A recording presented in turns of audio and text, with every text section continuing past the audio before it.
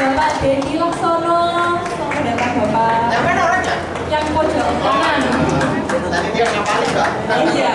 Ada Mas Benaya Horobu tadi di. Yang mana Mas Benaya? Yang itu nah. Operator.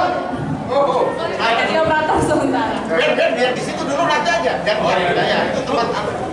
Ada Bapak Dr. Lukman Hakim SHMU. Yang mana orangnya? Sebelah kirinya Pak Dekan. Oh iya, bentar.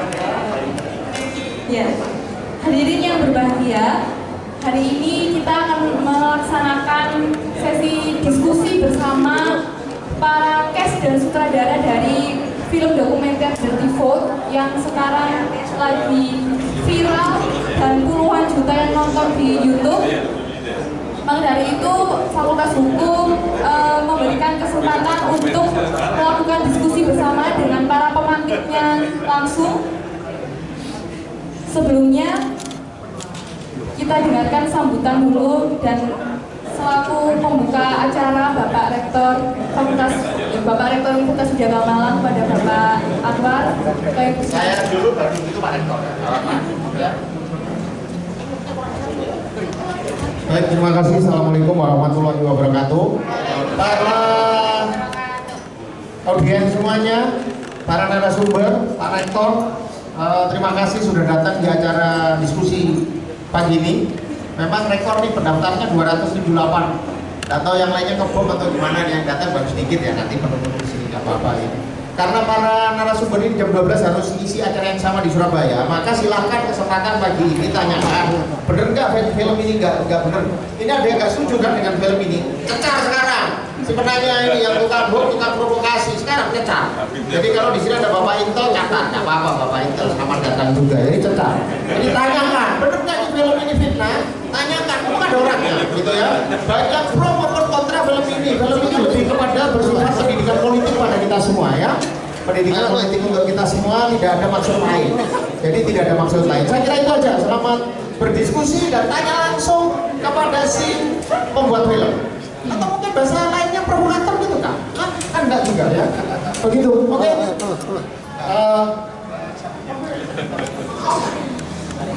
Baik, terima kasih sambutannya Pak Dekan.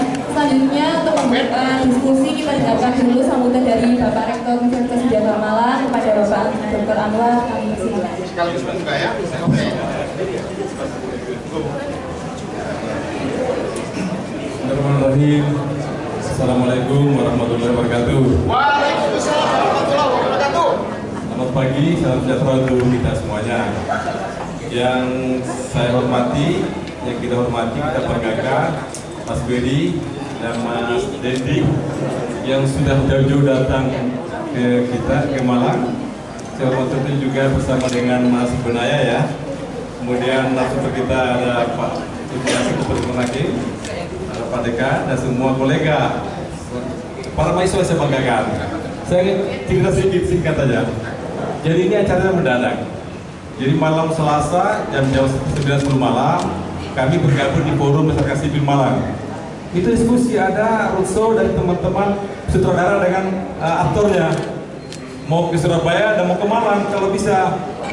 Di sana kan dari semua perguruan tinggi ada, tapi nampaknya perguruan tinggi lain tidak berani merespon atau nggak sempat ya. Bahasanya nggak sempat ya, nggak sempat.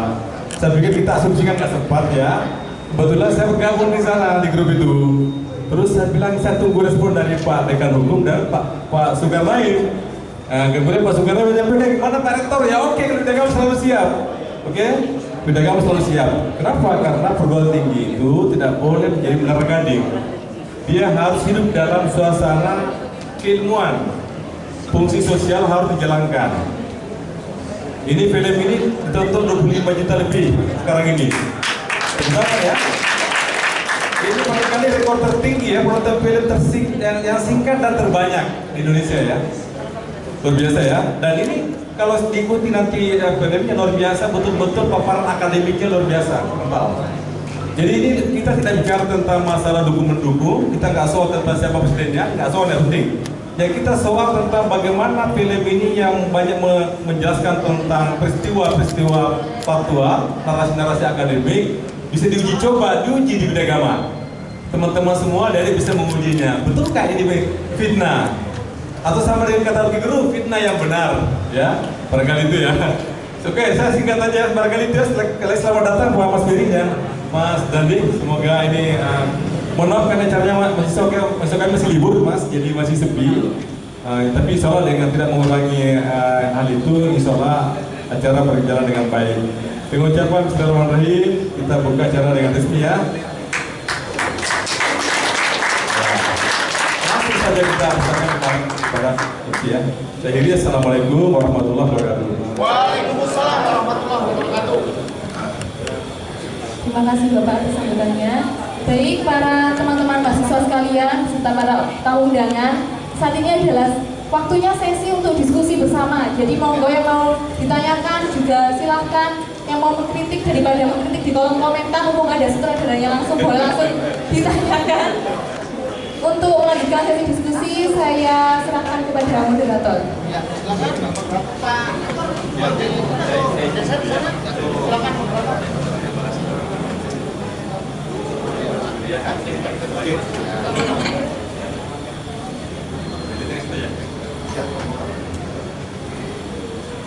Nanti kalau sumber harus berdiri.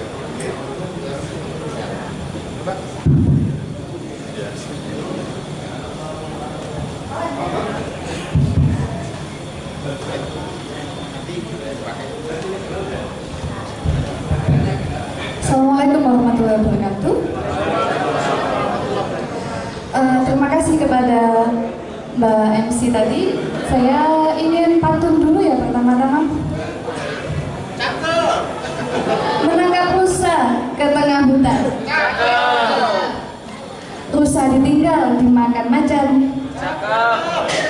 Hai teman-teman, assalamualaikum saya ucapkan.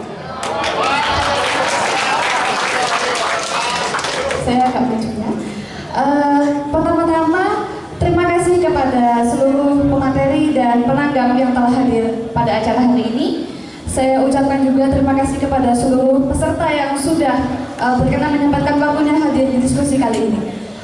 Kita sudah tahu ya, Dirty Vote itu adalah film yang cukup viral tahun ini. Bahkan film ini mendapatkan pro dan kontra. Ada yang berkata film ini sebagai black movie, black campaigns. Tapi apakah itu benar? Sedangkan jika dilihat dari sisi kacamata akademisi itu memiliki beban moral untuk menyampaikan data yang real dan menyampaikan apa yang mereka ketahui. Menjaga demokrasi tentu menjadi tanggung jawab kita bersama. Baik, untuk mempersingkat waktu, pertama-tama sebelum masuk kepada materi, saya akan menyampaikan beberapa peraturan. Karena kita tidak memiliki banyak waktu, materi kita keburu pergi ya. Kita berikan mungkin 15 menit ya Pak, untuk masing-masing pemateri, dan juga 15 menit untuk masing-masing penanggap. Setelah itu, waktu akan kita habiskan dengan diskusi, agar nanti teman-teman merasa puas melakukan diskusi di sini. Demikian pembukaan dari saya, langsung saya sampaikan kepada pemateri. Monggo Bapak. Terima kasih. Assalamualaikum warahmatullahi wabarakatuh. Alhamdulillahirrahmanirrahim. Allahumma shalli ala Muhammad wa ala ali Muhammad. Terima kasih sudah datang Ibu Bapak sekalian, Pak Lukman, Pak Dekan, Mas Ben.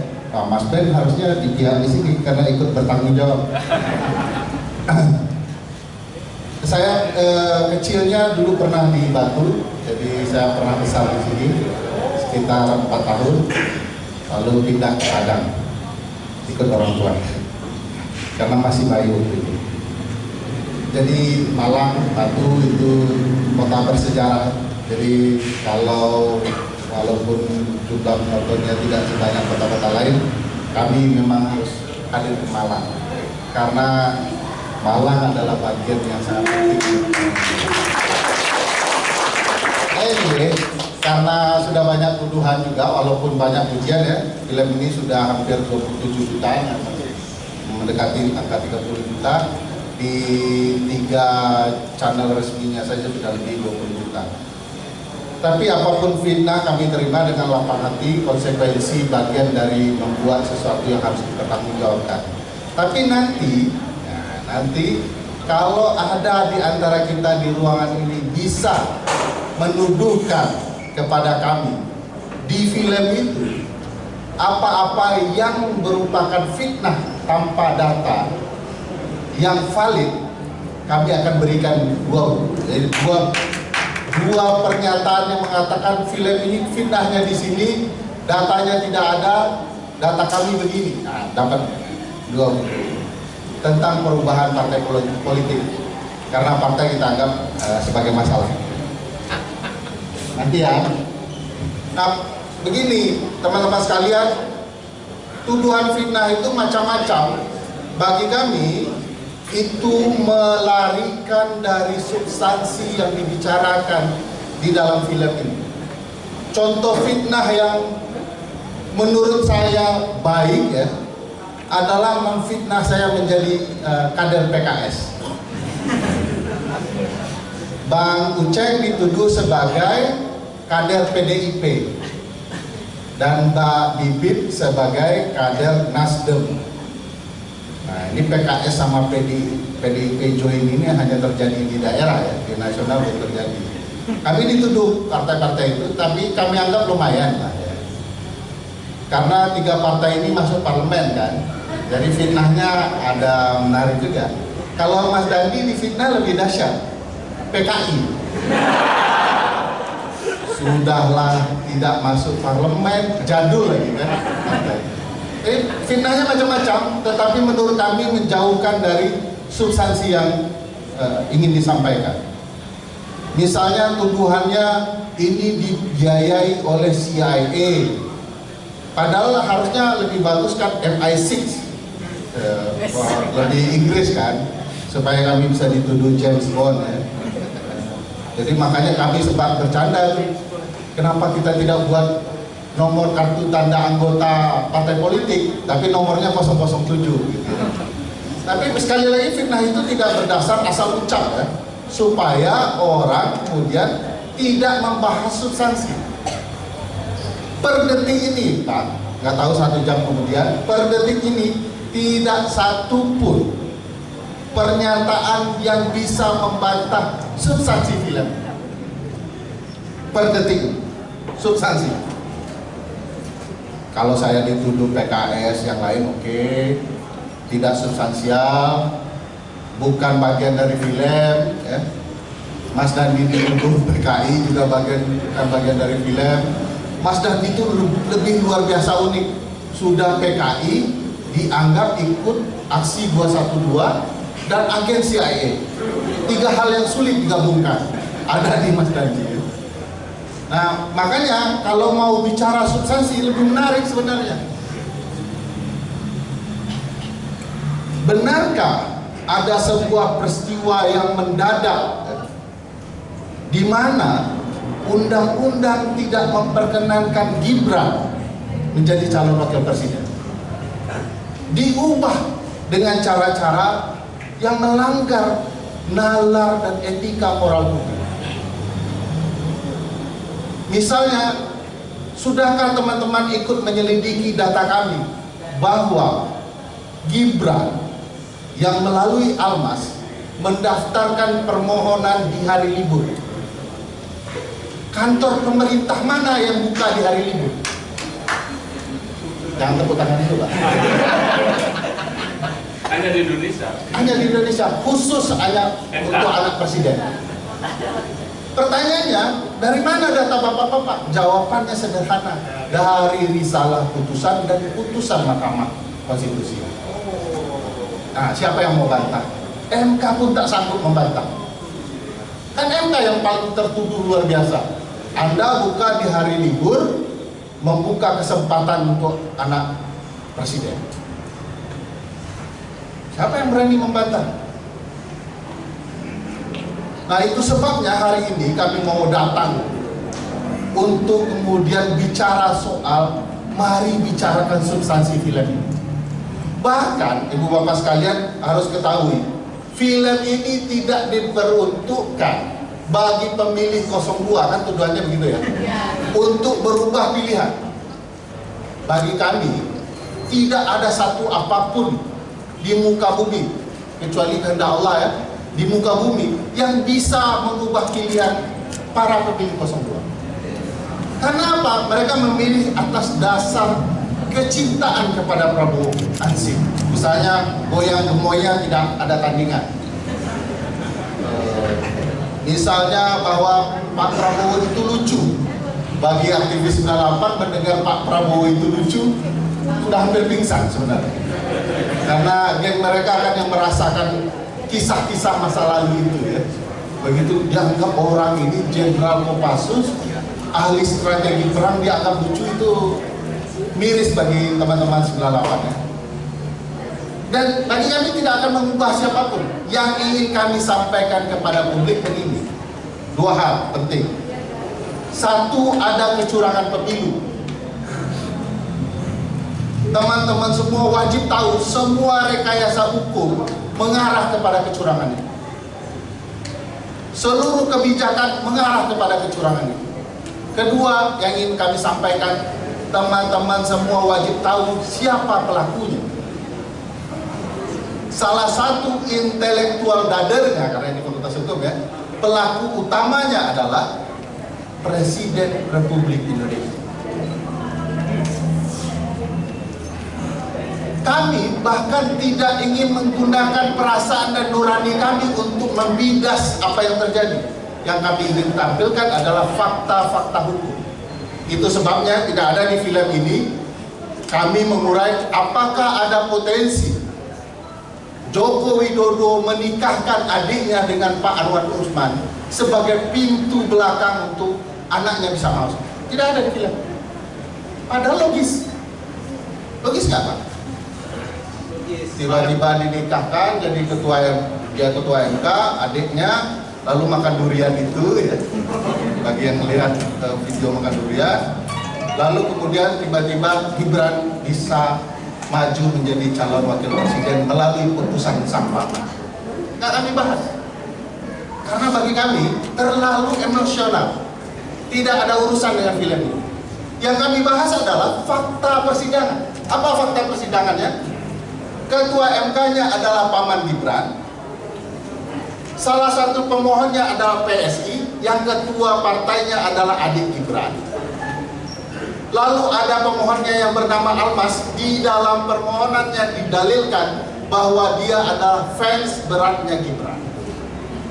Lalu termohonnya adalah DPR dan pemerintah, yang pemerintahnya adalah pemerintahan ayahnya Gibran.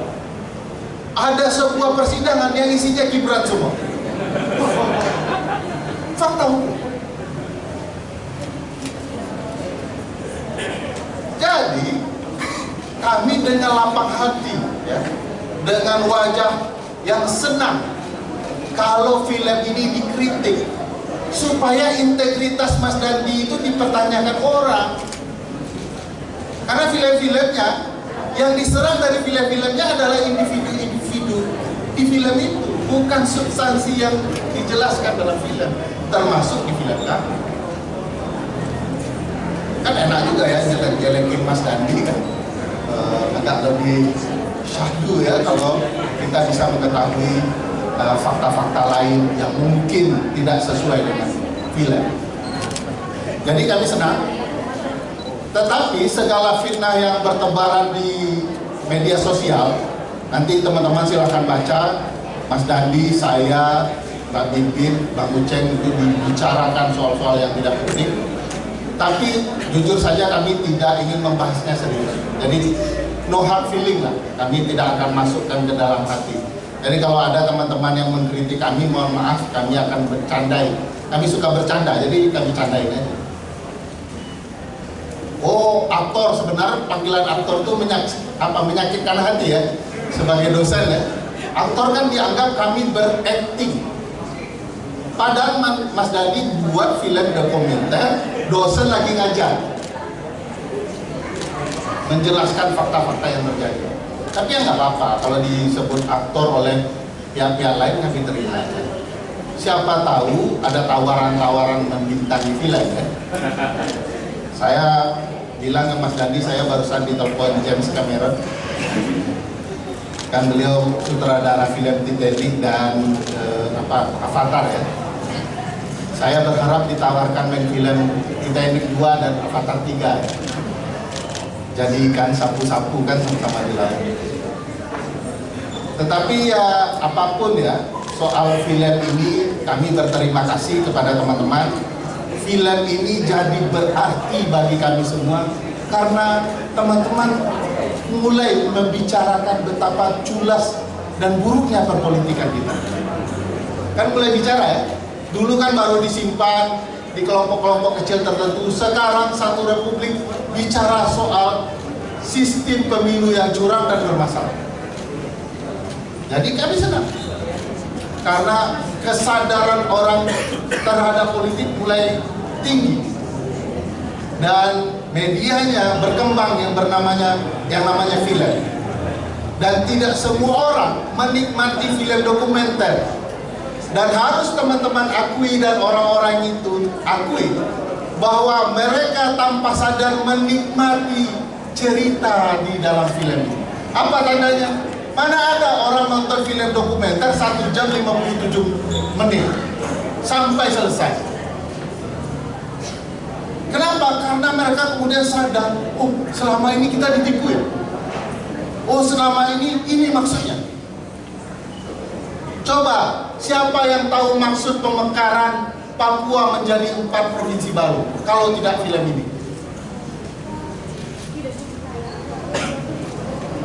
Papua dimekarkan bukan untuk membuat Papua sejahtera, tetapi sebagai lumbung suara dan lumbung wilayah sebaran suara. Selama ini bilang, apa salahnya Papua mekar jadi 4 provinsi baru? Oh ternyata Papua hanya sekedar dimanfaatkan untuk menang, tidak lebih dari itu.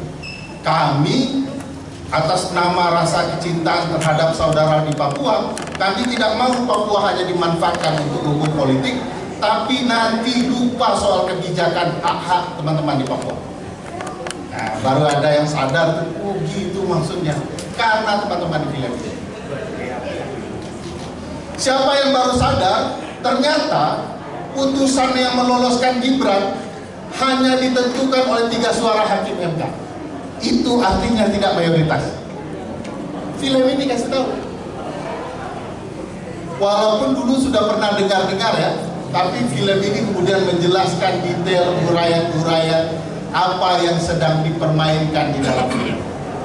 Jadi teman-teman sekalian, terima kasih sudah hadir di sini.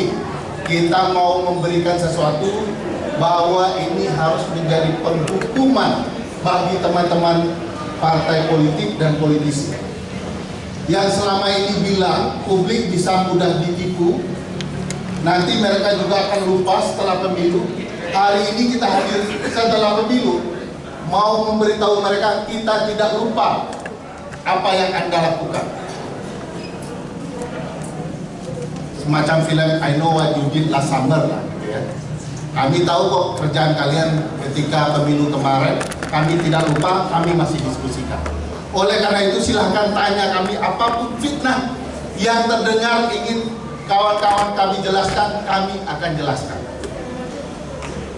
Hanya sampai hari ini kalau ada tuduhan CIA anti asing, kami tidak bawa kartu anggotanya. Nanti kami cetak dulu anggota CIA-nya. Jadi supaya yang memfitnah puas begitu ya. Ada kartu CIA 007 agen 007. Terima kasih teman-teman sudah menikmati film ini. Film ini buatan manusia, bukan tidak ada kekurangan. Banyak yang luput mungkin kami sampaikan, uraikan. Aslinya film ini 3 jam. 3 jam. Mas Dandi bahkan berpikir untuk menghormati audiens, mestinya ini hanya 75 menit ya. Tetapi ternyata karena begitu banyak fakta, akhirnya Mas Dandi memutuskan 1 jam 57 menit. Mungkin suatu waktu ya, kalau Mas Dandi berkenan, film itu akan ada seri 3 jam. nanti makin banyak yang kesatan. Tapi terima kasih kita hadir di sini untuk diskusi, mudah-mudahan berkenan diskusi, dan nanti kalau ada menemukan fakta ini fitnah, film ini tidak benar, kami hadiahkan 2 buku. Tapi kalau ternyata tidak ada yang menemukan pertanyaan terkeren hari ini, 2 pertanyaan terkeren, kami akan hadiahkan 2. Itu tingkatannya. Terima kasih teman-teman. Assalamualaikum warahmatullahi wabarakatuh. Terima kasih Pak Ferry Amsari. Teman-teman, beliau ini adalah pakar ilmu hukum tata negara dari Universitas Andalas ya. Jadi semua fakta yang dia beberkan dalam film Dirty Vote itu tidak hanya sekedar asal comot, tapi beliau ini sudah benar-benar mencari dan mengulik apa sih fakta-fakta yang sebenarnya terjadi saat ini. Oke, sebelum lanjut ke pemateri kedua kita, teman-teman ayo semuanya maju dulu ke depan ya, duduknya maju lagi. Kasihan teman-teman yang di belakang banyak yang belum kedapatan tempat duduk. Ayo nggak apa-apa, merapat nggak apa-apa, lebih dekat lebih asik kan.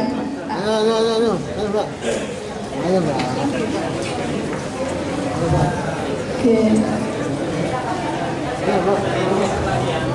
Teman-teman yang di belakang bisa gabung duduk ya.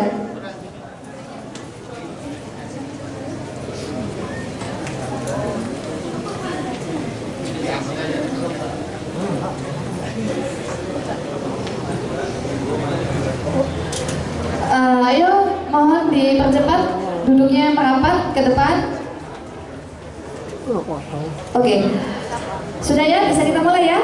3, 2, 1. Saya serahkan kembali kepada pemateri. Silakan Pak.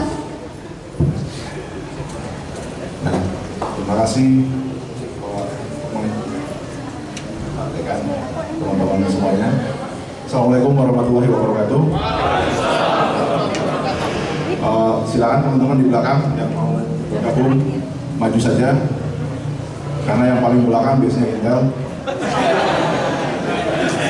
atau cepu.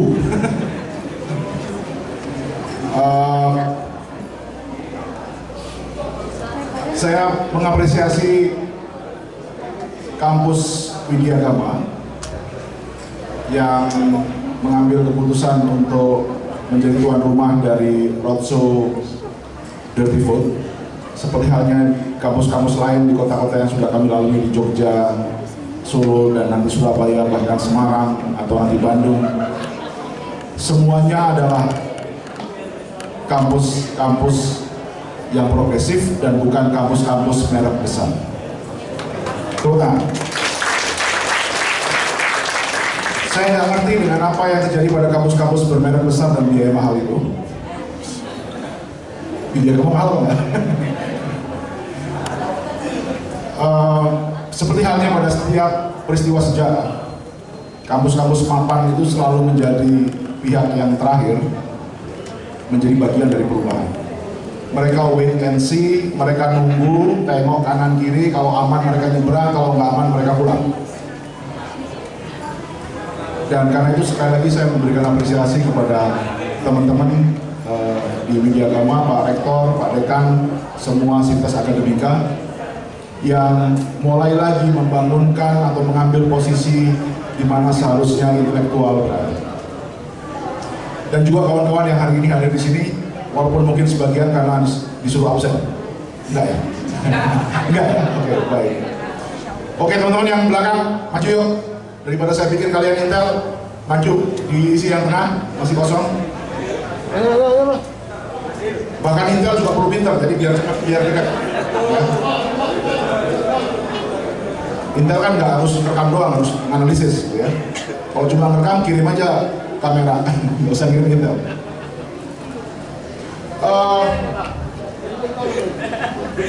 Teman-teman tentu ingat bagaimana kronologi film ini muncul. Kami mestinya merilis film ini rencananya tanggal 10 Februari, tapi kemudian karena filmnya belum jadi, kami akhirnya rilis tanggal 11. Dan rencananya kami rilis jam 11 pagi. Sebagian orang mengira kenapa pilih 11, itu angka satunya banyak banget. dikira ini film tentang satu. Terus ada lagi yang menganalisis kenapa 11 dan 11 itu satu, kalau ada 4 kalau ditambahkan jadi salah 4 jari. Mau tau nggak yang bener kenapa? Karena kita pencinta Harbolnas. Hari belanja Harbolnas. Enggak, intinya memang film itu kita rencanakan kita rilis jam 11 karena jam 12 adalah puncak orang istirahat, lalu tentu upload butuh waktu dan segala macam. Tapi intinya kami juga ingin bermain dengan gimmick angka-angka yang mudah diingat. Oh, besok dirilis tanggal 11 jam 11. Biar nggak cuma Gibran yang boleh main gimmick. Persis jam 11 siang, film itu kira-kira statusnya masih 20% upload.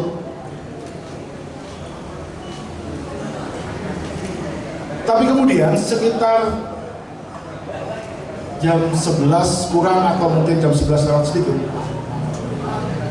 sudah beredar konferensi pers, undangan konferensi pers, karena saya jurnalis dan anggota Aliansi Jurnalis Independen, AJI. Beredar di WhatsApp grup teman-teman wartawan, ada undangan konferensi pers dari tim ses salah satu capres untuk mengundang wartawan, dan judul konferensi persnya jelas ketika itu, menanggapi fitnah film Dirty Food. Anda bayangkan, ketika film masih 20% di-upload, ada tim ses capres yang sudah mengundang konferensi pers yang menyebutkan bahwa film ini berisi fitnah. Tadinya kami pikir yang tahu isi film cuma 2, yang bikin dan Tuhan. Ternyata ada 3 yang tahu. Yang bikin Tuhan dan tim ses atau capres. Jadi kemudian ketika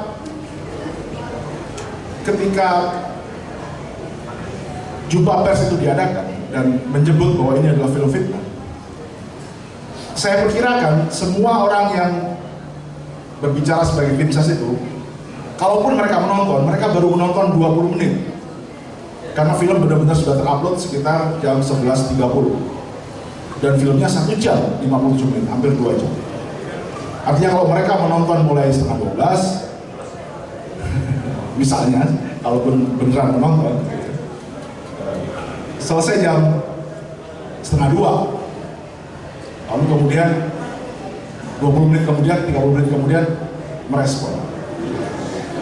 Tapi yang dramatis tadi, undangan jumpa pers yang menyimpulkan film itu fitnah beredar bahkan 2 jam sebelum film itu selesai ditonton, atau saat filmnya masih proses upload. Jadi pertama yang mau saya sampaikan, narasi bahwa film ini berisi fitnah itu adalah produksi fitnah itu sendiri. Beruntung bagi mereka, saya menolak undang-undang ITE, sehingga saya tidak akan pakai undang-undang ITE yang saya tontang untuk memperkarakan mereka. Mereka tahu kami nggak akan pakai, kami SJW ini nggak akan pakai undang-undang ITE yang kami tentang untuk memperkarakan fitnah yang dilakukan oleh tim ses capres. Mereka tahu. Karena mereka tahu itu, mereka memanfaatkan untuk memproduksi fitnah lebih besar kemudian, dengan menyebut film ini adalah anti asing, dibiayai asing, asong, abut. Ya. Karena mereka tahu kami semua di masyarakat sipil ini, Bang Ferry, Mbak Bibip, Bang Uceng, gak akan pakai undang-undang itu.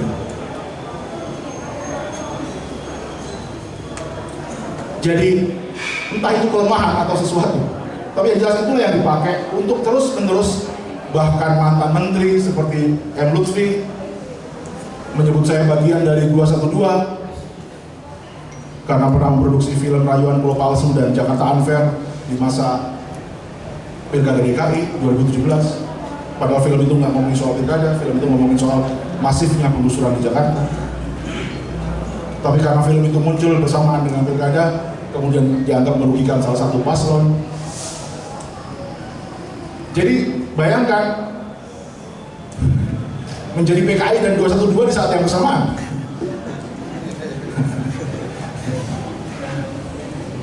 Atau bahkan menjadi agen CIA di saat yang bersamaan, PKI, CIA, dan 212 sekaligus. Saya kira Pak Lukman belum pernah membayangkan ada ideologi Bhinneka Tunggal Ika itu. Kalau mau tahu Bhinneka Tunggal Ika yang benar ya itu ada pada diri saya. So, ketika kemudian fitnah itu terus diproduksi, mereka juga tadi yang Bang Ferry sampaikan tidak masuk pada substansinya dan melipir di platform-platform medsos yang memang dikuasai sejak musim kampanye, yaitu TikTok. Jadi di banyak forum, kami sudah melewati banyak forum, juga tidak ada, tadi Bang Ferry juga selalu memberikan tantangan, tunjukkan satu bagian di film itu yang memang fitnah. Dan tidak ada audiens yang muncul. Muncul di media-media sosial, berbicara di echo chambers masing-masing. Bahkan di forum-forum seperti ini kami memang sengaja ingin bertemu dengan siapa yang punya gagasan atau punya bukti atau punya data apakah film ini fitnah atau punya kekurangan. Dan kami sangat terbuka. Kami juga memperalat beberapa bagian di film itu yang tidak akurat. Kami sudah ralat di deskripsi di YouTube. Kami akui ada beberapa hal yang tidak akurat. Tapi di dalam hukum, ketidakakuratan dengan fitnah adalah dua hal yang berbeda. Karena ada etikat buruk yang harus diukur ketika orang. Lalu hal yang kedua, kenapa film ini dimunculkan di masa tenang?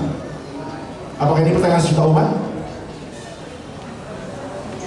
Jawaban saya juga sejuta umat. Kalau pertanyaannya adalah kenapa dimunculkan di masa tenang? Jawaban saya, kenapa enggak? Emangnya masa tenang punya mbahnya capres? Emang kalau teman-teman kemudian mau rilis buku soal politik, nggak boleh gara-gara masa tenang? Emangnya kita kontestan terikat dengan aturan kampanye? Emang kita bukan warga negara? Emang orang yang mau diskusi jadi nggak boleh gara-gara masa tenang? So, bagi saya go to hell dengan masa tenang dan saya nggak mempertimbangkan masa tenang. Masa tenang ini adalah fase yang diciptakan oleh Orde Baru di masa periode Soeharto supaya semua calon nggak bisa berkampanye dan gantian negara yang bergerilya untuk meneror orang supaya Soeharto dan Golkar tetap menang. Sesimpel itu. Termasuk juga elemen rahasia. Dulu di masa Orde Baru konsepnya luber, langsung umum, bebas, rahasia. Rahasia ini juga pisau bermata dua. Benarkah pilihan orang harus rahasia? Sebenarnya nggak terlalu ada esensinya. Rahasia ini di masa Orde Baru justru dipakai untuk supaya orang tidak bisa melihat potensi dukungan. Sekarang sudah ada survei ya. Dulu di masa Orde Baru nggak ada survei. Jadi dibikin rahasia, orang tidak boleh mengekspresikan pilihannya. Supaya hasil akhirnya tetap bisa menunjukkan Golkar dan Soeharto yang menang. Karena orang nggak punya perbandingan. Jadi banyak hal-hal yang dalam pemilu yang tadinya kita anggap normal dan nggak perlu kita pertanyakan, sebenarnya punya sejarah asbabun nuzul politik juga. Sehingga pemilu kemudian menjadi mitos yang kita nggak bisa kritisi. Dan bohong banget, buktinya masa tenang Prabowo muncul di podcastnya Deddy Corbuzier. Siapa yang harusnya tenang? Jadi masa tenang itu hanya berlaku buat kontestan, ya? Karena kita semua bukan kontestan, kita berhak bikin konten apa saja. Yang kedua, karena film ini tentang pendidikan politik, ya masa saya harus nunggu libur Lebaran untuk menulis film ini, atau nunggu libur Natal? Dan ini persis sama dengan saat saya merilis Sexy Killers 2019. Ya memang harus masa tenang karena ini gantian ngomong. Sepanjang 75 hari para capres atau partai politik berbicara kepada kita, menyampaikan program, berceramah kepada kita. Di masa tenang ya giliran kita yang ngomong, kenapa enggak? Lalu yang ketiga, pertanyaan umum yang saya sampaikan, filmnya nggak ngaruh tuh, 02 tetap dominan, sama dengan Sexy Killers nggak ngaruh tuh, tetap oligarki yang menang. Saya mau jawab begini,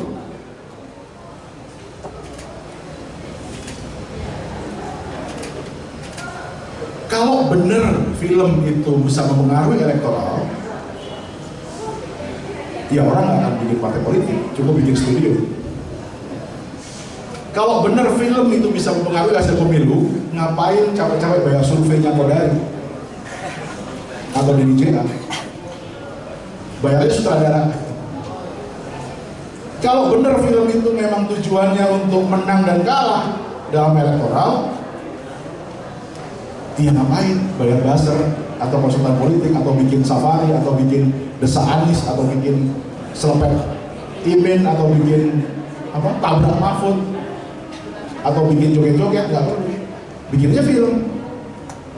Kalau benar film itu menentukan, ngapain KPU bikin debat, bikin festival film? Jadi saya anggap kehormatan kalau ada orang yang bilang filmnya nggak ngaruh. Ya emang film dibikin tidak untuk mempengaruhi hasil elektoral.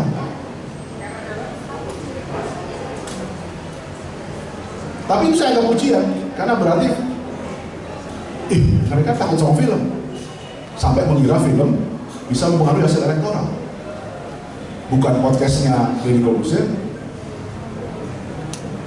bukan Raffi Ahmad, tapi film. Bagi saya pujian banget. Sampai dia pikir bahwa film bisa mempengaruhi aja, walaupun dia bilang kemudian dia batas diri nggak berpengaruh tuh. Tapi dia kepikir bahwa film bisa menjadi faktor saja, bagi saya sudah pujian banget. Dan itu membuat kami semua semangat bikin film lagi, supaya makin nyebelin lagi. Oke, jadi 3 hal yang menurut saya ingin saya sampaikan. Dan tentang apakah film ini dibiayai, saya pikir saya sudah berkali-kali jawab. Bintang film 3 orang, bintang film dosen ini nggak ada yang dibiayai, nggak ada yang dibayar. Siapa yang mau bayar? Kalau saya aja nggak ada yang bayar. Ya. Mereka hidup dari gajinya sebagai dosen. Bahkan saya juga baru sadar sebenarnya dari 3 bintang film ini, 2 diantaranya ASN. Ternyata 2 diantaranya PNS. Bang Uceng PNS di UGM, Bang Ferry PNS ASN di Universitas Andalas. Keren juga saya punya ASN jadi bintang film. Kalau ada di Malang ASN yang berani jadi bintang film saya berikutnya, angkat tangan saya bikin film. Saya siap. Oke. Jadi banyak kejutan yang juga nggak kita pikirin sebelumnya.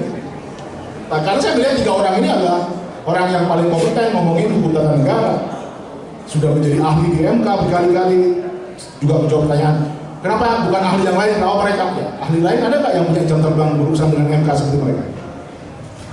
Ahli politik segala macam kan lebih sibuk jadi pollster daripada jadi political science. Ya kan, lebih sibuk melayani kepentingan elektoral daripada pencerdasan politik. Pak Dendi, mohon maaf waktunya sudah habis. Baik, terakhir saya mau menyampaikan bahwa film ini didukung juga oleh para volunteer. Salah satunya adalah anak lulusan Malang, sayang bukan Widya Gama, si Ben. Dia dari kampus yang lebih tidak terkenal, Unitri. Tapi kan yang penting akhirnya bukan kampusnya. Lihat aja kampus-kampus terkenal itu. Berani bikin begini kan? Tepuk tangan untuk kampus yang tidak terkenal.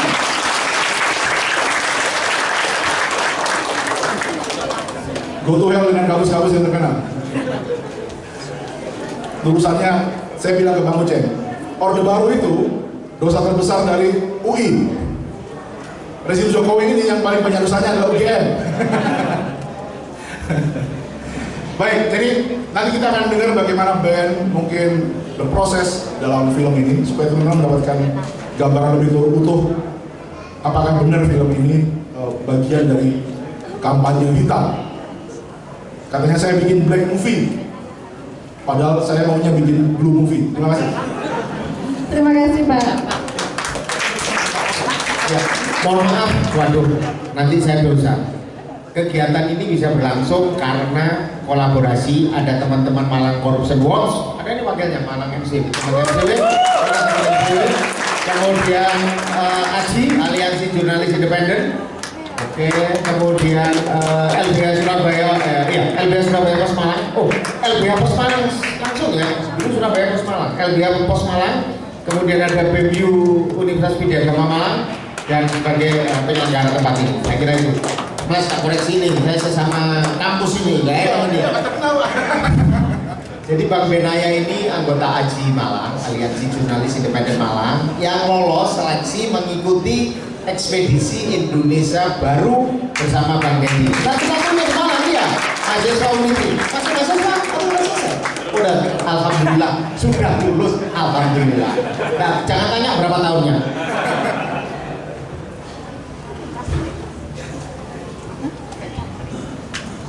Oke, kita setelah ini akan lanjut langsung ke Bang Dendi ya sebagai penanggap.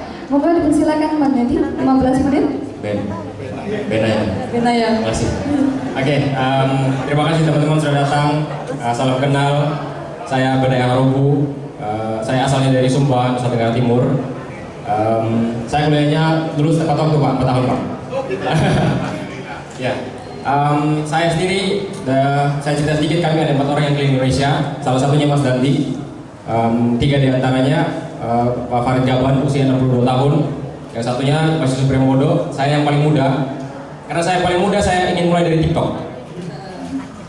2 hari setelah film Dirty Vote rilis, saya coba sedikit masuk ke platform yang kental dengan anak muda.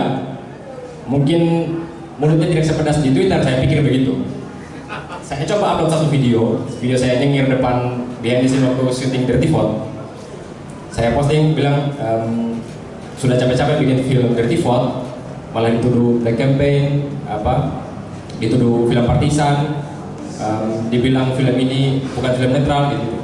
Terus saya bilang untuk semua yang nonton dan yang tidak mau nonton, terima kasih banyak sudah nonton. Kami sudah sering bikin film yang begini-begini tapi nggak pernah dipedulikan. Langsung itu 1 jam pertama 2.000 nonton, 3.000 nonton, 4.000 nonton, sampai sekarang sudah 2 juta yang nonton. Dan naasnya, komentarnya sama kayak di film. Komentar yang paling pedas yang sampai sekarang saya ingat adalah bacot. Terus saya kayak, wah gila sih, kayaknya lebih enak di Twitter sih kayaknya. Twitter orang-orangnya masih kalau ngetik masih pakai mikir. Ini di TikTok langsung lepas tuh. Habis-habisan diserang kayak, ini pasti filmnya dibayar, kalian pasti dibayar sama antek-antek asing. Terus saya pikir, kalau antek-antek asing pasti saya nggak pakai motor Supra di Indonesia ya. Sudah setahap itu saya pikir gitu. Tapi saya terus komentarnya kalau gini, terus saya bilang gini, tidak kok, saya tidak dibayar, masa bodoh, all in, bla bla bla. Saya sampai bingung mau balas yang gimana itu. Sampai akhirnya saya ajak Mas Dani untuk bikin satu wawancara interview. Mas Dan, saya pengen bacakan komentar-komentar di TikTok dan saya akan posting komentar-komentar sepenggal komentarnya Mas Dani di TikTok. Sama, gak ngaruh, malah makin hujan. Dan ya sampai sekarang teman-teman di TikTok pun sekalipun sama seperti di film ini juga, nggak ada yang berani bantah soal substansi, soal data yang kami paparkan apa salah apa benar, nggak ada yang berani membantah di situ. Justru mereka menceritakan background seperti yang tadi yang dijelaskan sama Bang Ferry. Backgroundnya apa, Mas Dadi backgroundnya apa, saya background, terus saya nggak background di mana ya? Saya kan udah ikut di film ini ya, terus saya merasa gini ya, di film Dirty Vote adalah puncak bagaimana kami 4 orang di Indonesia melihat segala macam kebijakan yang dibikin sama pemerintah kita, kerusakan-kerusakan yang dibikin sama pemerintah kita, dan akan ada pewarisnya di masa mendatang, di tahun ini. Pewarisnya siapa? Pewarisnya adalah anaknya sendiri. Saya ketika memutuskan untuk terlibat di film ini, saya sama sekali nggak melihat background siapa capres kita ke depannya. Saya pasti selalu menautkan hal yang penting adalah kebijakannya. Masa Gibran kalau dapat ngomongnya soal hilirisasi doang?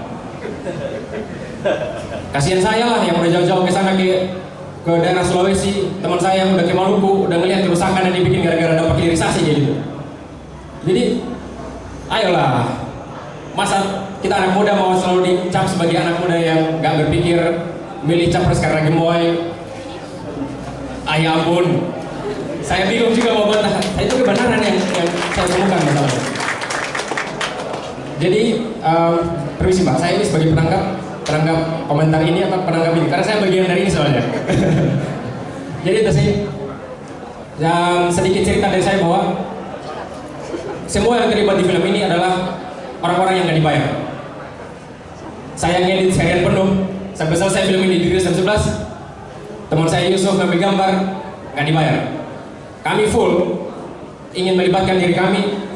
Oke, kita bikin sesuatu yang besar yang bisa menyadarkan banyak orang. Dan akhirnya muncullah Dirty Vote.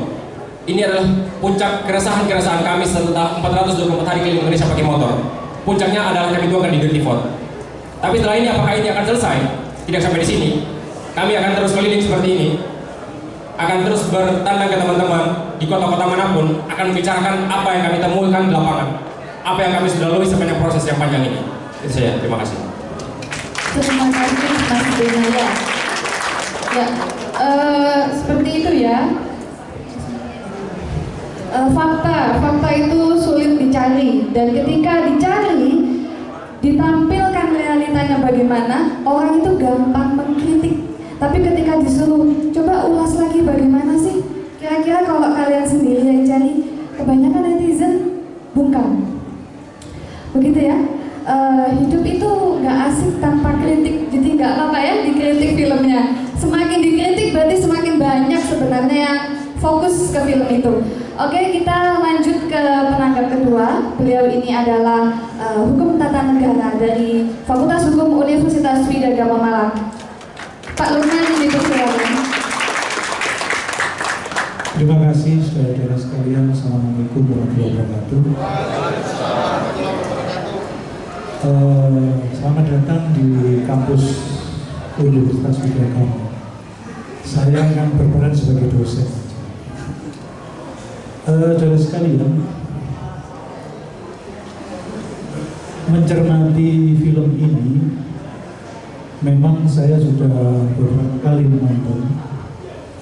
Secara substansi tidak terbantah, karena data-datanya memang cukup valid begitu.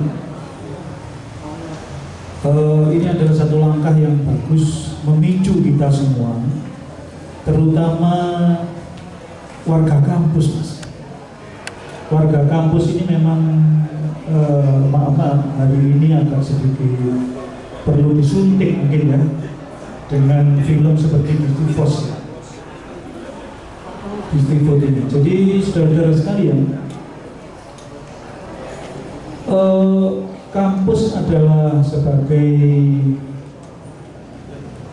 agent of change, ya. Sekitar 20 tahun terakhir setelah reformasi, mari Bapak, selamat datang kepada Profesor Muti Wajar yang sudah menyempatkan diri. Kita beri aplaus saya. Beliau adalah sesepuh kita di bidang hukum tata negara. Beliau adalah Mas Dandi, ya. Alhamdulillah, Mas Dandi.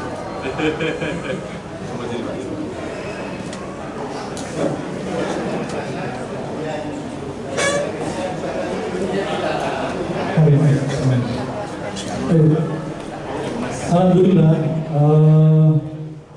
Bapak kita hadir.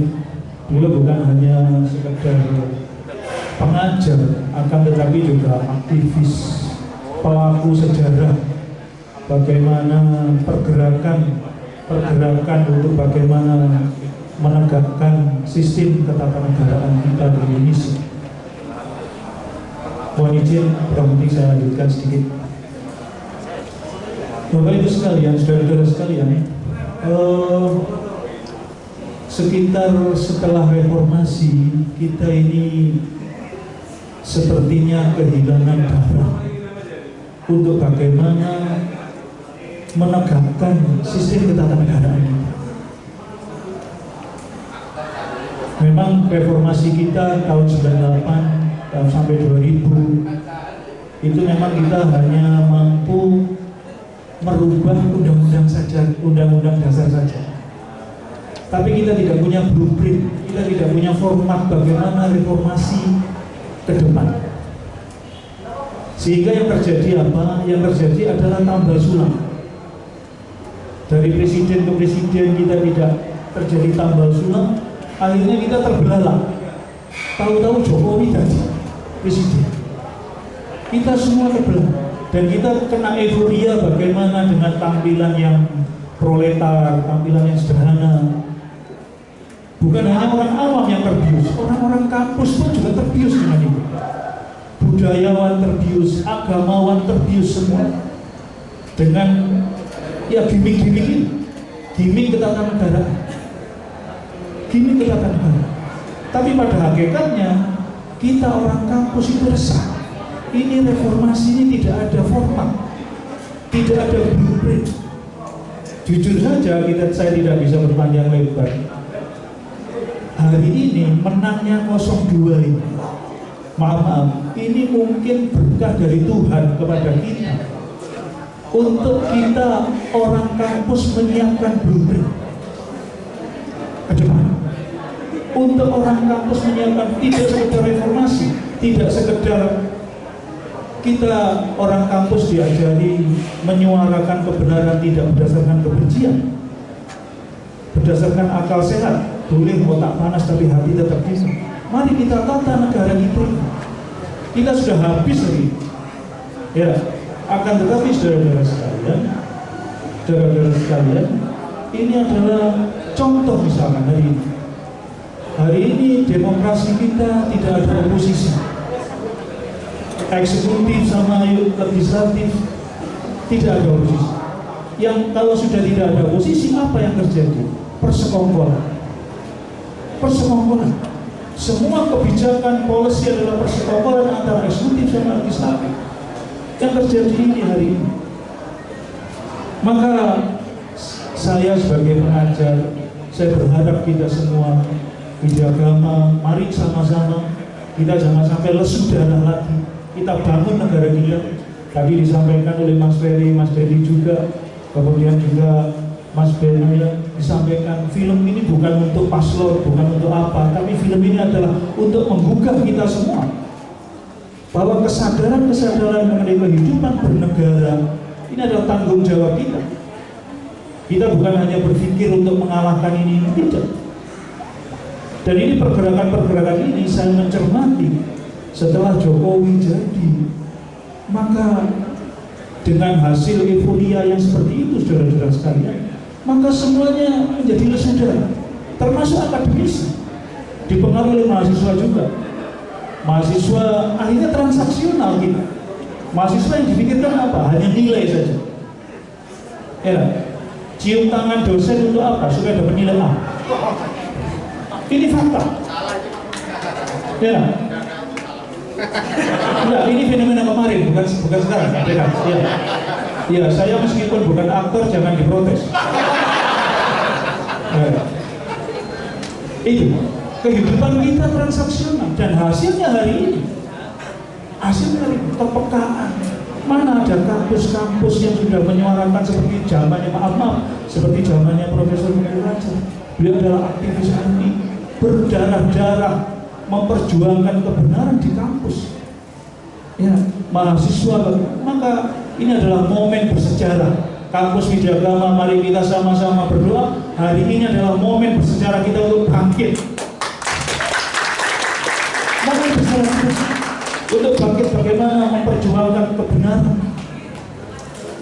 Ya, dosen-dosennya juga sama, bukan hanya mahasiswanya, dosen-dosennya sama.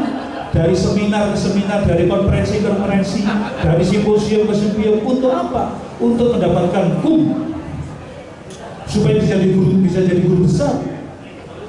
Ya, itu saja, tidak lebih dari itu. Kepedulian, kepekaan terhadap situasi bernegara ini tidak ada. Bahkan maaf, pelacuran intelektual ya, dilakukan oleh para dosen, para guru besar. Pelacuran, persekongkolan akhirnya bisa menjadi bersekongkol dengan penguasa, bersekongkol dengan penguasa yang katanya kita sudah viral semua, yang dulu rektor sekarang jadi operator, ya, yang dulu adalah intelektual sekarang menjadi bagaimana sendiko dawuh kepada penguasa. Ini adalah kehendak zaman, saudara-saudara. Itu sudah terjadi dari dulu, sejak zaman Sokrates. Sokrates kenapa dia minum racun? Karena memang dihukum oleh penguasa pada waktu itu karena menentang penguasa, sehingga dia minum racun. Kalau pemeran-pemeran di Tifos hanya sekedar difitnah, ini jauh Pak dengan pendahulu-pendahulu kita. Ya, Abu Hanifah, orang-orang terdahulu itu bagaimana dia memperjuangkan kebenaran di kampus Pak. Kampus ini adalah kaum aristokrat, kaum Brahma, mari sama-sama. Kemudian siapa yang memperjuangkan adalah teman-teman yang bergerak di LSM. Mari, itu adalah pergerakan. Sedangkan ide-ide besarnya adalah ide-ide kebenarannya adalah dari kampus. Saya berharap, terima kasih sekali lagi kita menjadi saksi sejarah hari ini. Kita mulai pergerakan ini, kita siapkan semuanya secara detail, perubahan-perubahan yang terjadi ini, sehingga bernegara kita tidak lagi sekedar hancurkan terus sejak Soekarno, Soeharto, Gus Dur, Habibie, Megawati, Susilo, terus Jokowi akan hancur-hancur seperti ini. Sementara kita bernegara, bagaimana kita gagal? Karena apa?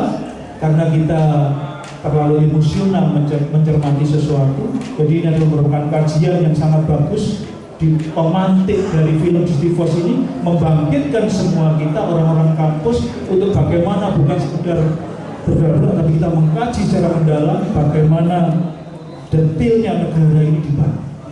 Insya Allah itu saja yang bisa saya sampaikan. Kurang lebihnya mohon maaf. Sekali lagi kita siap mengkritisi kebijakan penguasa. Kalau kita jadi orang kampus, saudara-saudara sekalian, hanya bebek kepada membenarkan apa penguasa, ya, diangkat jadi Menko, jadi menteri, diangkat jadi ini staf ahli, penasihat presiden. Kita berbangga-bangga dengan ini. Ya, siapa itu dulu? Itu dulu adalah aktivis-aktivis. Saya tidak bayangkan, ya, tidak bayangkan ICW, ya, itu jadi penasihatnya presiden. Gimana caranya? Ini saudara-saudara sekalian, kurang lebihnya mohon maaf. Mari sama-sama kita jaga masing-masing diri kita. Saya sebagai dosen, saya kenal baik dengan Mas Ferry Amsari, tapi Mas Ferry tak kenal saya. Dan saya memang mengikuti terus dari konferensi hukum tata negara di Jember, di Jogja, di Padang juga Mas Ferry. Saya mengikuti terus, tapi beliau memang direktur Pusako yang sibuk pada waktu itu, tapi saya konsentrasi di bidang materi apa, saya juga saya terlalu berkontribusi sesuai dengan kapasitas saya. Kapasitas saya adalah seorang dosen yang harus berkontribusi. Mari sama-sama kita semua bangun negara ini, kita siapkan blueprint kita dengan baik, dan kita bangun negara ini semampu kita. Demikian, kurang lebihnya mohon maaf. Wabillahi taufiq wal hidayah. Assalamualaikum warahmatullahi wabarakatuh. Terima kasih Pak Lukman Hakim atas kata-katanya. Sekarang alhamdulillah kita pagi menjelang siang ini Pak Mukti Fajar sempat hadir dalam acara kita hari ini. Mungkin Pak Mukti sebagai ketua yayasan dan mantan wakil ketua Mahkamah Konstitusi bisa memberikan sepatah dua patah kata. Oh ya, terima kasih. Pengantar dulu ya dari. Terima kasih. Sebelum Prof. Mufti Fajar menyampaikan sesuatu, tadi saya menjemput beliau ke ruangan podcast. Beliau adalah salah satu senior kami di hukum tata negara yang sampai hari ini nama beliau harum karena tabiat laku intelektual dan pengabdiannya untuk negara. Beliaulah yang mempergunakan istilah yang terpatri di jantung kami anak-anak muda hukum tata negara, yang mengatakan bahwa profesi hakim adalah profesi kesepian. Dan itu beliau buktikan ketika menjadi hakim sama sekali ya sulit diundang, sulit diajak bertemu kalau tidak ada hal-hal yang kemudian urgent bagi kepentingan. Susah sekali. Bahkan atas pengabdian beliau, kami di Pusat Studi Konstitusi Pak Lukman memberikan penghargaan tertinggi Yamin Award untuk dilakukan pengabdian seumur hidup bagi seorang tokoh hukum tata negara. Jadi kami tadi berharap betul beliau ikut sepatah dua patah kata menceritakan betapa pentingnya Mahkamah Konstitusi yang beliau tinggalkan saat ini sudah sangat rusak gitu ya. Jadi penting mungkin beliau bisa bertutur apa yang beliau mimpikan terhadap Mahkamah Konstitusi dan apa yang seharusnya ke depan kita lakukan dan MK bisa contohkan agar mereka betul-betul menjadi pemimpin konstitusi. Saya ingin mengatakan begini, saya ingin mempersilahkan senior kami yang sangat kami hormati untuk menjelaskan 2-3 hal termasuk soal pemilu dan juga film Dirty Phone. Terima kasih, kami persilakan Pak.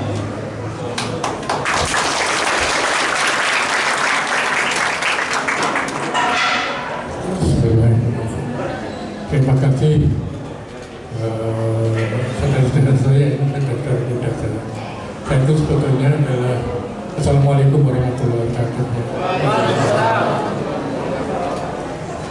Ya sebetulnya saya itu manusia masa lalu karena saya lahir sebelum Indonesia ada, sebelum Indonesia merdeka. Jadi alhamdulillah Allah masih mengizinkan saya untuk menjadi saksi sejarah dari perkembangan Indonesia. Jadi saya hidup dalam semua presiden Indonesia, dalam semua pemilu Indonesia, termasuk pemilu yang ke-13 yang baru kita lakukan. Saya sebetulnya sudah masanya untuk meninggalkan hal-hal yang bersifat duniawi sekarang ini ya. Tapi ya waktu itu aja saya katanya sebagai pengabdi konstitusi seumur hidup ya.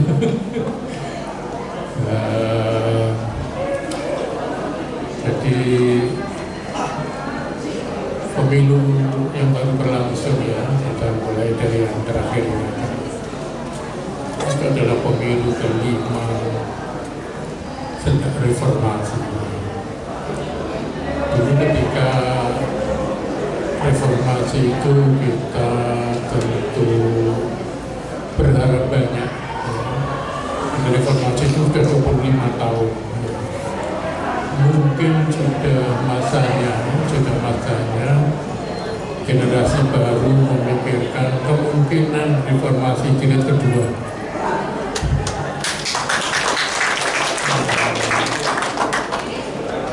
Karena setelah 25 tahun ini ternyata apa yang diangan-angankan oleh para tokoh reformasi dulu itu yang akan terjadi perubahan-perubahan besar di Indonesia ya. Saya masih ingat waktu itu kita ingin membangun sebuah masyarakat madani, masyarakat bukan yang medeni ya, madani bisa menjadi medeni yang beradab, yang mampu mengatur dirinya sendiri, hidup dalam suasana yang tidak kepura-puraan sekarang ini ya.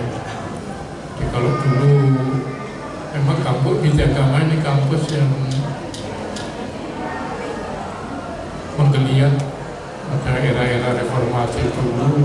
Ini hampir semua tokoh pernah ada di situ ya, masuk Gus Dur, Yusril, Pak Pratik sekarang jadi Mensesnek ya, itu pernah kita undang beliau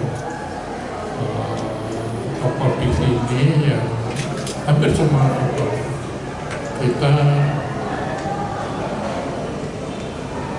ya kebetulan saya pernah menjadi rektor, pernah menjadi, sekarang masih ketua yayasan ya, mengawal aja itu sebetulnya. Dan rasa-rasa sebetulnya ingin undur diri dari panggung ini sebetulnya. Ya, tapi kadang-kadang panggilan nurani itu gitu ya. Jadi ketika kita melakukan perubahan undang-undang dasar ya, saya ingat dengan Mas Bambang Wijayanto dengan teman-teman itu ketemu untuk berkumpul di MPR sana untuk Mas Bambang Wijayanto merobek-robek pakai itu bukan robek sesungguhnya. Kan saya duduk di sebelah, berdiri di sebelahnya yang bersama beberapa tokoh.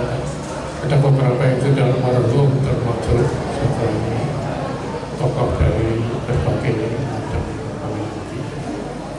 Nah, anak-anakku, saudara-saudaraku ini lebih banyak anak-anakku itu saya kira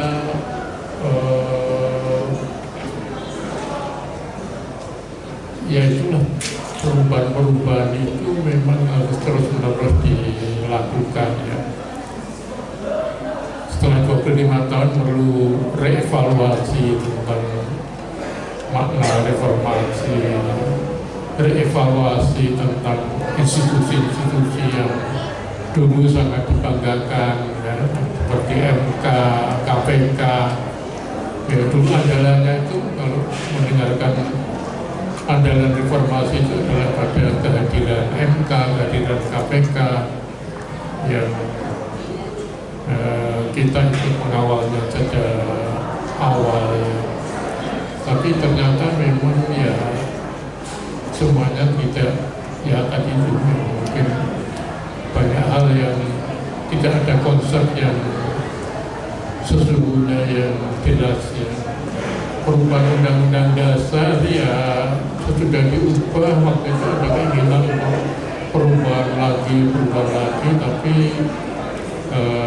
tidak bisa diwujudkan ya, ingin diubah seperti apa lagi. Nah, oleh karena itu kampus-kampus sudah mengalami degradasi. Semangat perubahan yang ada di kampus-kampus kita, saya kira kalau saya ikuti kemarin itu saya dengarkan pendapat dari Ketua Dewan Guru Besarnya UGM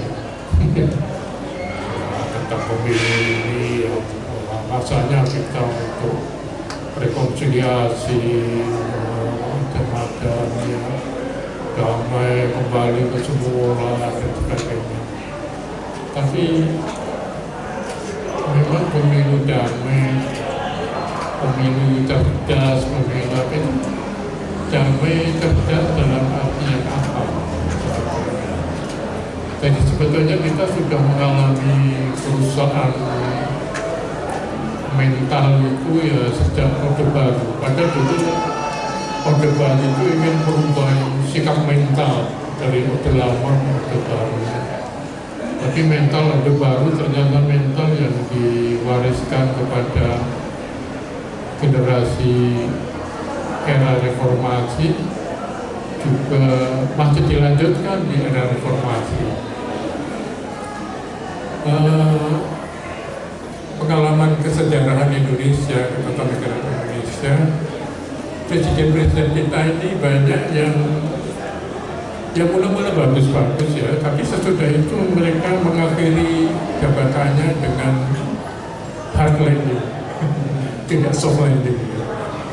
Siapa dulu yang mengira Bung Karno akan jatuh kalau siapapun ada yang kekuasaan lebih dari Bung Karno, sampai beliau diangkat jadi presiden seumur hidup.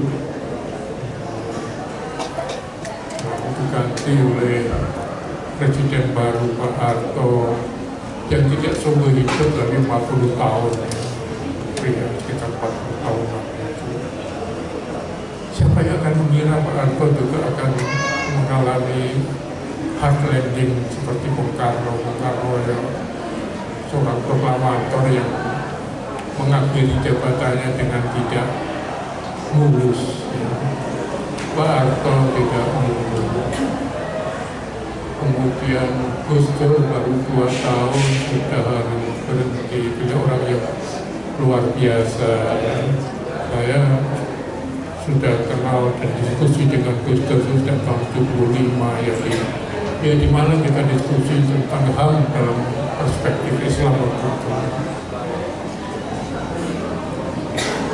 Kemudian reformasi sebetulnya ingin terjadi supaya presiden-presiden itu kalau berhenti itu ya berhenti dengan konstitusional juga. Sudah diawali ya sebetulnya. Ya SBY berhenti dengan mulus ya, meskipun pemilu era Gus Dur era SBY juga bukan pemilu yang bagus juga ya semuanya. Pada tahun 2019 waktu itu kita evaluasi tentang pemilu serentak. Waktu itu saya diundang di kantor Banting Press. Kebetulan waktu itu saya mengundang masih kakak saya Pak Mari Fajar. Kita melakukan evaluasi pemilu serentak 2019 yang penuh dengan drama yang menyedihkan dan juga konsolidasi kebangsaan. Itu 2 kali kita pertemuan. Saya masih lumayan sehat, ya. Saya masih lumayan agak sehat ya waktu itu. Saya sudah mengatakan gitu. Saya di kantor Banting saya katakan semuanya ingin presidennya 2 kali ya. Jadi Pak Jokowi yang 2 kali. Saya cuma bilang gini, dalam tradisi orang kalau sudah dapat kedua kalinya itu biasanya saya menggunakan istilah geladra. Geladra itu apa ya? Ya cenderung mau-maunya kan. Kemana-mana. Waktu itu saya dijawab oleh Pak Agung Gumelar. Pak Agung Gumelar itu sebetulnya orang yang tidak terlalu suka dengan Pak Prabowo. Ya karena Prabowo kan sudah di dalam versinya militer kan sebetulnya sudah dipecat dari militer. Tapi itulah politik itu kan tidak pernah punya dalil politik itu tidak ada kawan sejati, tidak ada musuh sejati. Kawan yang ketemu tidak ada panggilan. Itu dalil politik gitu. Jadi waktu itu dijawab oleh Pak Gubernur, nanti kita kawal gitu. Termasuk kakak saya sama Pak Malik, ya kita kawal. Saya cuma bilang gini, ya kalau Anda yang mengawal masih dipakai, kalau tidak dipakai mengawal apa aja lagi. Itulah sepotong itu saya ingin menyatakan bahwa kita perlu perubahan besar. Waktu itu tahun 2019 sudah saya kira perlu ditata ulang konstitusi kita, termasuk sistem politik kita, ya pemilu kita, ya. Karena pemilu saya pernah menjadi ketua KPU Jawa Timur. KPU itu teman-teman KPU pada umumnya sudah itu masih berpikir what next after KPU, memikirkan kalau sudah di KPU lalu jadi apa. Nah itu yang menyebabkan penyelenggara pemilu itu kadang-kadang juga tidak fair ya. Jadi penyelewengan pemilu itu ya mulai dari penyelenggara, apalagi kalau sudah untuk duduk di KPU, di Bawaslu itu sudah dikampling oleh kekuatan-kekuatan politik. Padahal dalam konstitusi jelas adalah merupakan komisi penyelenggaraan pemilu sebagai yang bersifat tetap nasional dan mandiri. sendiri. Demikian juga KPK dan MK di konstitusi jelas bahwa hakim MK itu adalah negarawan. Mohon maaf, Prof, waktunya. Ya, itulah yang terjadi. Jadi saya juga sebetulnya tidak ingin ngomong terlalu banyak ya. Jadi saya ingin pesan aja, mungkin sudah masanya kebangkitan kembali kampus-kampus itu.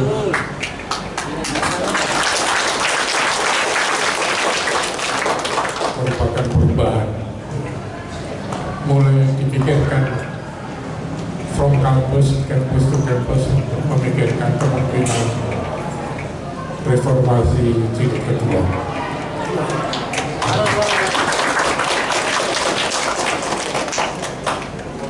Dan saya kira itu, jadi mudah-mudahan ada semangat untuk itu. Dan ya silakan, itu bukan sudah generasi baru yang harus memikirkan ya. Saya kira itu, terima kasih. Assalamualaikum.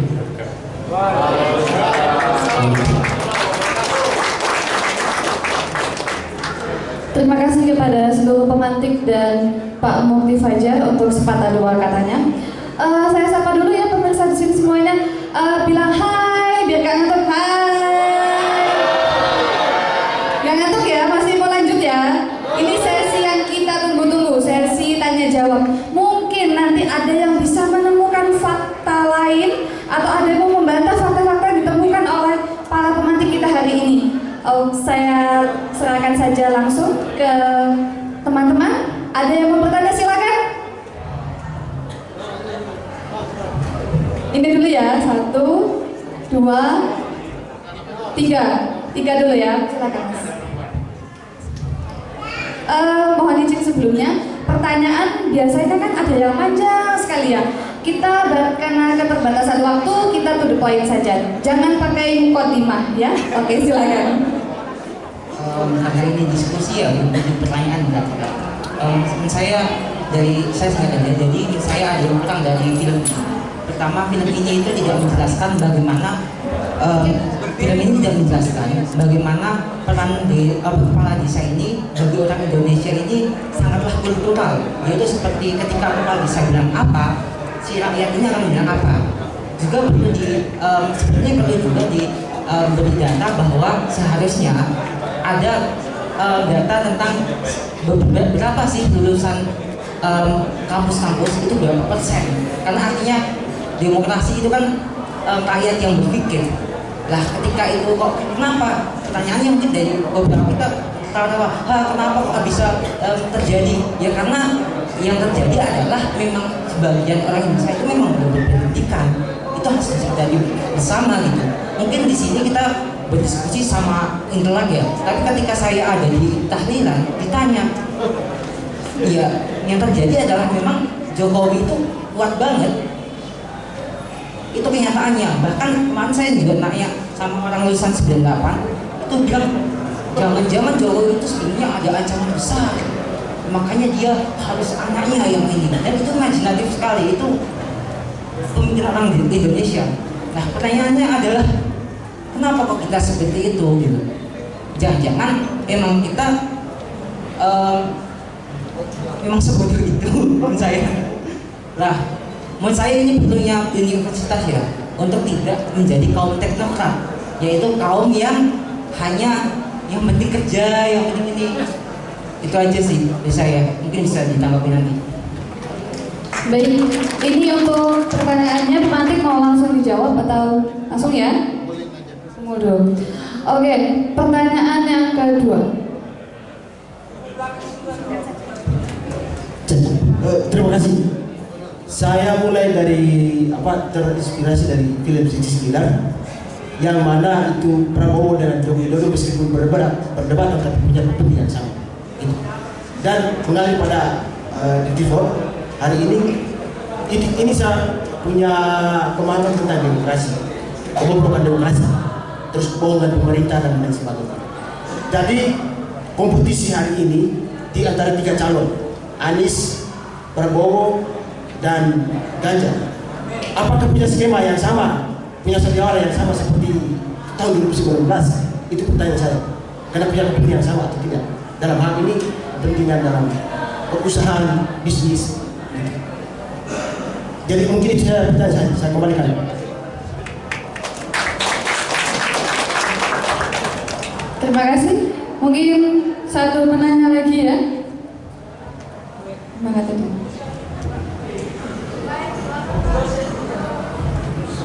Terima kasih.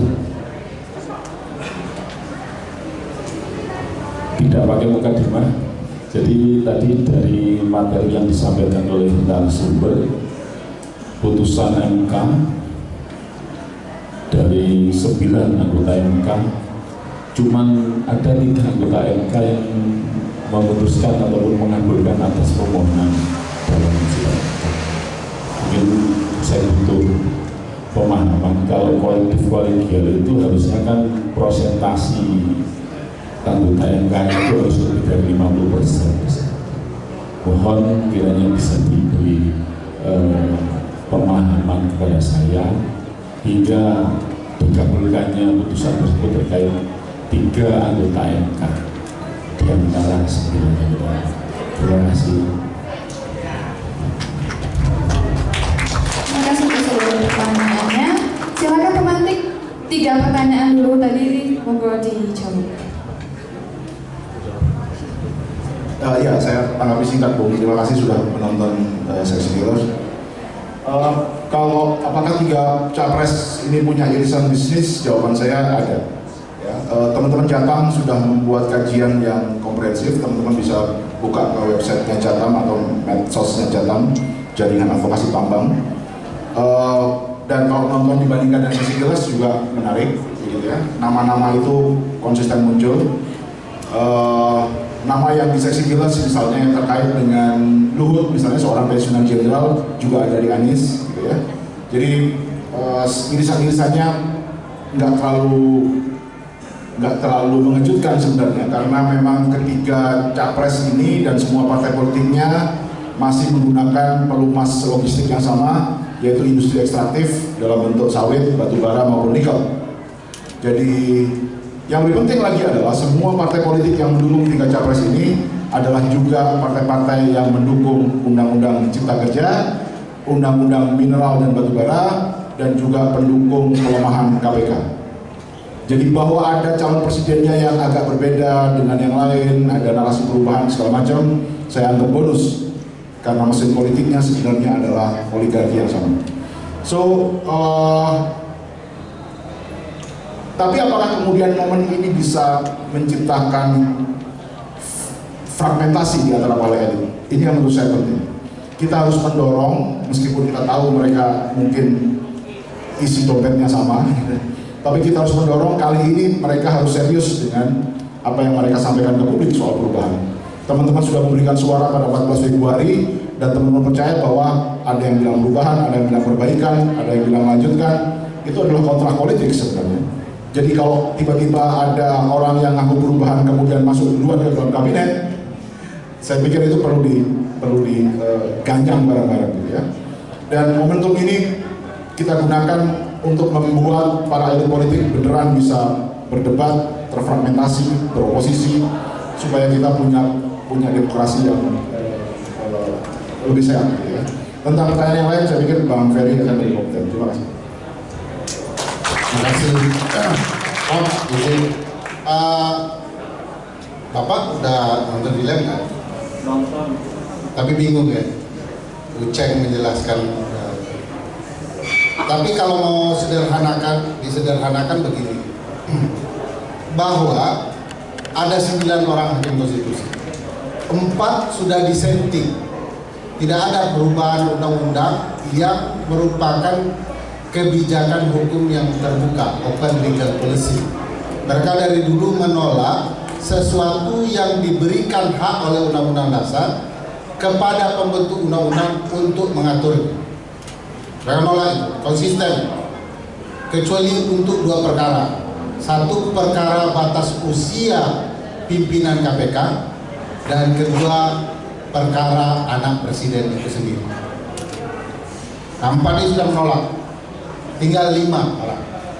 3 mengatakan bahwa harus diubah isi undang-undang pasal 169 huruf Q yang mengatakan bahwa usia calon presiden dan calon wakil presiden minimal 40 tahun. Harus ada kata alternatif atau seseorang yang pernah sedang menjadi kepala daerah, baik gubernur, bupati maupun wali kota. Itu dinyatakan 3 orang. 2 orang lain yang mengatakan tidak semua kepala daerah yang terpilih atau dalam mekanisme lain gitu ya, dapat kemudian menjadi calon kepala negara, jadi calon presiden atau calon wakil presiden. Hanya yang pernah atau sedang menjabat gubernur saja boleh. Yang 2 orang itu, artinya Gibran nggak masuk ya. 2 orang ini. Pertanyaan besarnya, kenapa 2 orang ini dimasukkan ke dalam kelompok yang 3 itu?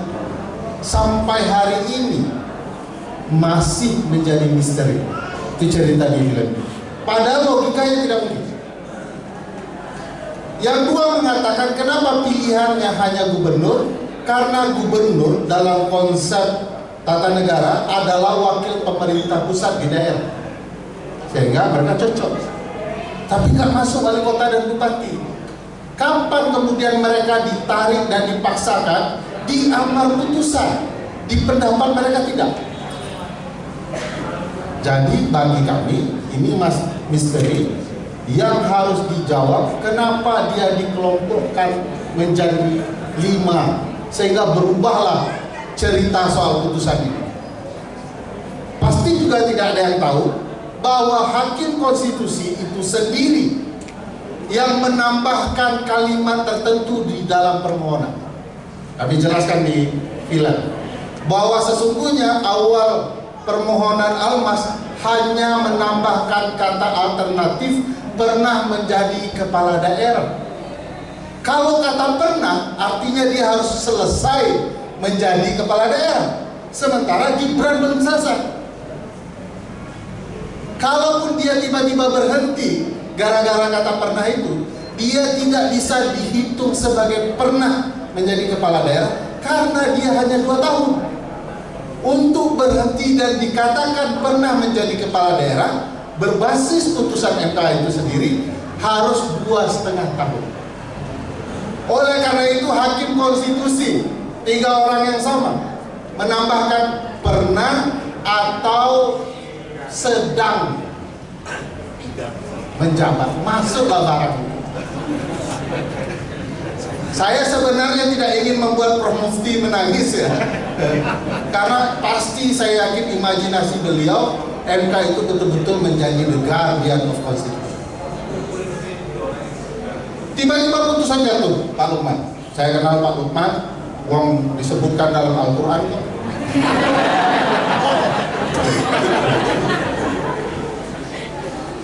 Pak Lukman bahkan saking sadisnya, begitu dijatuhkan dan dibicarakan putusan ini, ada yang menyatakan bahwa putusan ini bukan hanya untuk Gibran.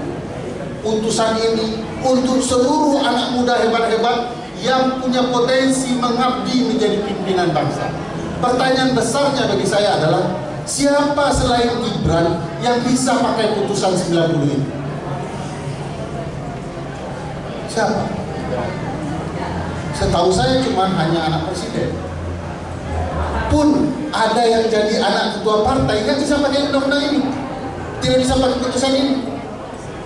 Karena memang, mohon maaf, putusan ini tidak diperuntukkan untuk teman-teman yang anak muda. Ini putusan spesial, hanya untuk Gibran dan hanya untuk Gibran. Jadi, terima kasih teman-teman yang bertanya, merespon. Sampai detik ini juga belum ada yang membantah dengan data. Apa sih yang salah dengan film? Kalau kurang, oke, dia mau nambah sesi ya, agar ada kekurangan di sini harus ditambahkan. Politik kita harus lebih cerdas, itu nambah. Nanti Mas Danti akan buat film berikutnya yang terinspirasi dari beliau. tapi tidak membahas soal data yang bermasalah. Karena memang tidak bisa dibantah. Kenapa? Karena kami juga punya rasa dan pertimbangan film ini tidak akan mengungkapkan hal-hal yang bukan berupa data. Beliau yang mengidekan, jangan masuk ke analisa terlalu jauh, hanya data saja yang dianalisa. Kan saya bisa mikir panjang-panjang ya. Orang Hukum Negara yang gosip kampus kan, jadi bisa cerita panjang-panjang. Tetapi beliau larang kita fokus ke data yang ada dan mempertahankan data. Itu sebabnya bahkan Mahkamah Konstitusi sampai hari ini melalui jubir atau hakimnya tidak berani membantah. Karena yang diceritakan itu adalah kebenaran dari risalah sidang dan putusan Mahkamah Konstitusi. Bahkan Bawaslu dan KPU juga tidak berani bantah. Bawaslu malah bilang, tontonlah film Beautiful. Padahal yang kami bilang, Anda curang. Jadi, bagaimana kita menghadapi orang-orang seperti ini yang nyata-nyata curang dan kemudian dengan enteng saja, ya sudah. Jadi, teman-teman sekalian, saya yakin ya, memang politik kita belum baik, ya, masih banyak masalah, terutama partai politik. Partai politik adalah yang masalah. Saya tidak menyatakan ini dengan mengatakan saya anti partai politik, tidak. Saya mau mengatakan partai politik adalah alat bernegara yang sangat penting. Hanya saja mereka belum menjalankan partai sebagaimana mestinya. Di Indonesia bahkan tidak ada partai politik, by the way. Kalau tidak percaya nanti baca buku yang diterbitkan in transit. Saya menyebutnya tidak ada partai politik di Indonesia, yang ada adalah perusahaan keluarga yang diberi nama partai politik. Uang keturunan, siapa pemegang aset akan melimpahkan aset kekayaan perusahaannya kepada keturunannya berikutnya. Partai bukanlah partai, tapi perusahaan. Dan perlu kita ingat, partai inilah tempat kita memasukkan orang-orang yang perlu dan penting dalam tampuk-tampuk kekuasaan. Tentu akan kepentingan keluarga dan kepentingannya.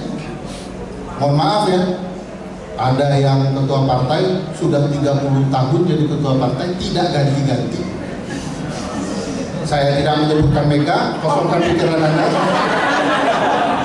Dan ke sana, siapa yang berani minta Pak Prabowo? Misalnya, mohon maaf Pak, Bapak sudah sangat tua, mungkin perlu ganti ketua partai. Selesai dia kalau jadi anggota DPR, berhenti dia besok pagi. Ingat peristiwa Pak SBY ke AHY? Ini anaknya. Tidak ada mekanisme demokrasi internal di partai. Yang ada adalah kita sebagai warga negara dipaksa berdemokrasi di luar partai, tapi mereka sendiri tidak berdemokrasi. Jadi perlu banyak kebenaran. Kita buat MK, kita buat KPU, kita buat Bawaslu, kita buat Komisi Yudisial. Tapi kalau partainya bobrok, mereka lah yang mengisi ini semua. Jadi kita harus melakukan sesuatu.